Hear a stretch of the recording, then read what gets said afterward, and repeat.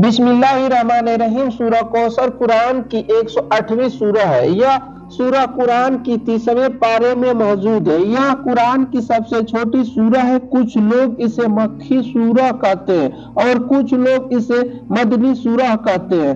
یہ سورہ بہت چھوٹی ہے لیکن اس کو پڑھنے کے بے شمار فائدے ہیں۔ یہ سورت تب نازل ہوا تھا جب ہمارے پیارے نبی حضرت محمد مصطفیٰ صلی اللہ تعالی علیہ وسلم بہت برے دور سے گزر رہے تھے۔ اس وقت مسلمانوں پر بہت ظلم ہو رہے تھے اور مسلمانوں کی تعداد بھی بہت کم ہو گئی تھی۔ اس کے علاوہ جب ہمارے پیارے نبی کی دونوں اولادوں کی موت ہو گئی تھی تب کسی دشمن نے پیارے نبی کو کہا تھا کہ اب آپ کی کوئی اولاد نہیں بچے گی۔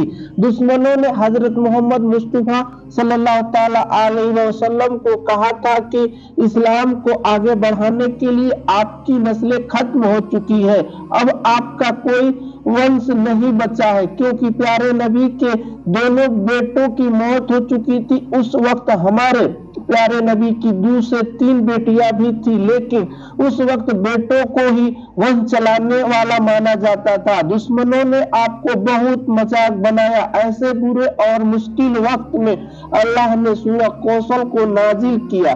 سب سے پہلے جو سب سے ضروری بات اس میں بتائی گئی ہے کہ جب کسی کو اپنی زندگی میں کھو دیتے ہیں تب اللہ اسے کسی اور چیز میں بدل دیتا ہے۔ اس کے علاوہ سورہ کوثر میں 3 بہت ضروری آیتیں شامل ہیں جس میں 3 باتیں بتائی گئی ہیں۔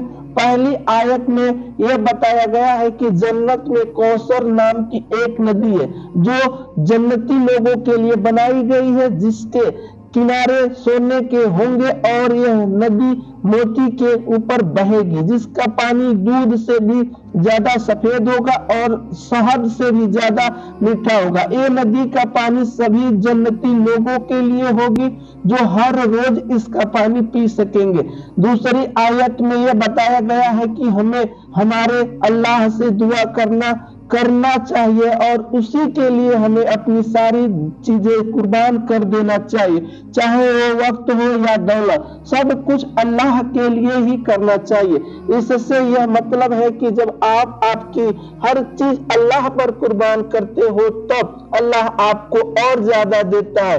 اس آیت میں اللہ نے پیارے نبی کو اونٹ کی قربانی کرنے کا حکم دیا تھا۔ اس وقت اونٹ کی قربانی اپنی اولاد قربان کرنے جیسا تھا۔ تیسری آیت میں بتایا گیا ہے کہ پیارے نبی کے سارے دشمنوں کو کاٹ دیا گیا ہے۔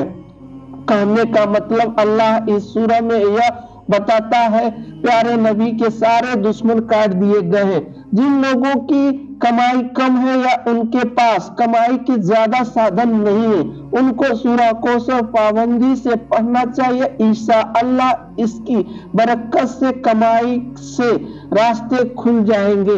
جن کی اولادیں جنم کے بعد بھی مر جاتی ہیں یا زیادہ وقت تک زندہ نہیں رہتی انہیں سورہ کوثر پڑھنا چاہیے۔ جن کی فضیلت سے اللہ انہیں لمبی زندگی عطا فرمائے گا۔ جو شخص پابندی سے اس سورہ کو پڑھے گا اسے قیامت کے دن جنت کی کوثر نہر کا پانی پینے کا ملے گا۔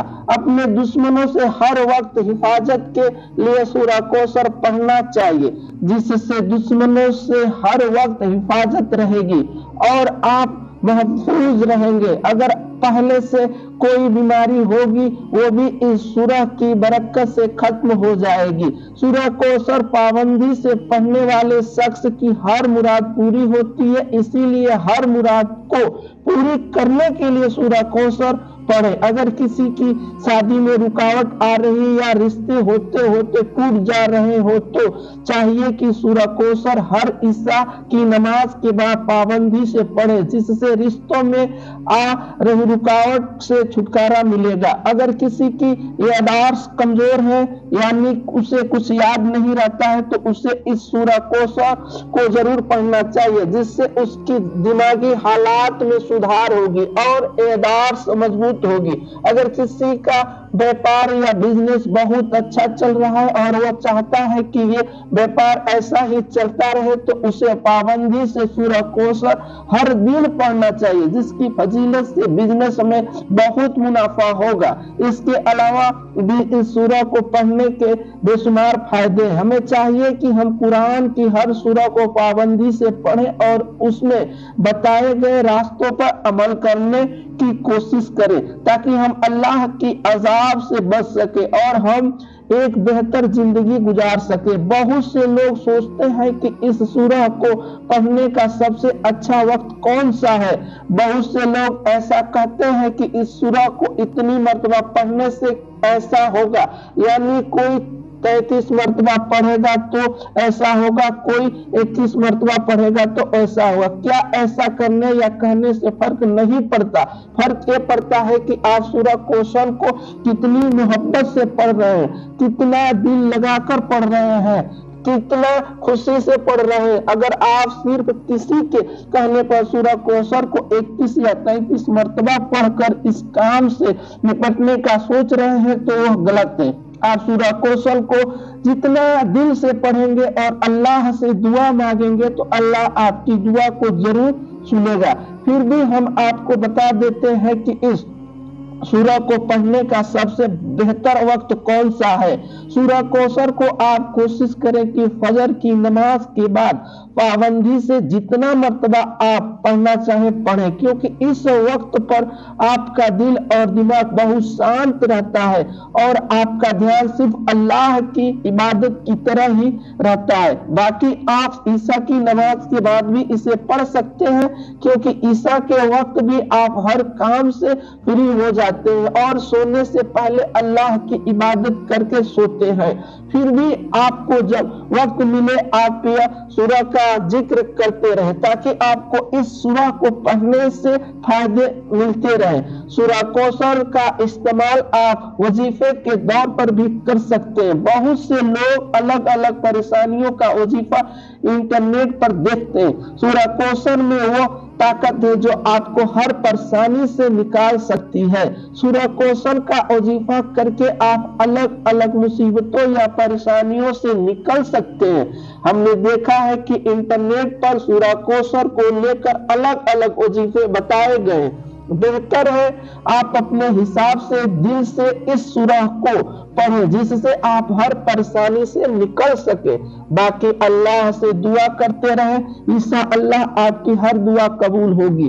दोस्तों, सूरह कौसर की तिलावत तो करिए, साथ साथ हमें चाहिए कि कलाम पाक की तिलावत भी कसरत से करें। यकीनन हमें दुनिया और आखिरत में कामयाबी हासिल होगी। वीडियो को लाइक करके चैनल को सब्सक्राइब जरूर कर दें। खुदा हाफिज। अस्सलाम वालेकुम।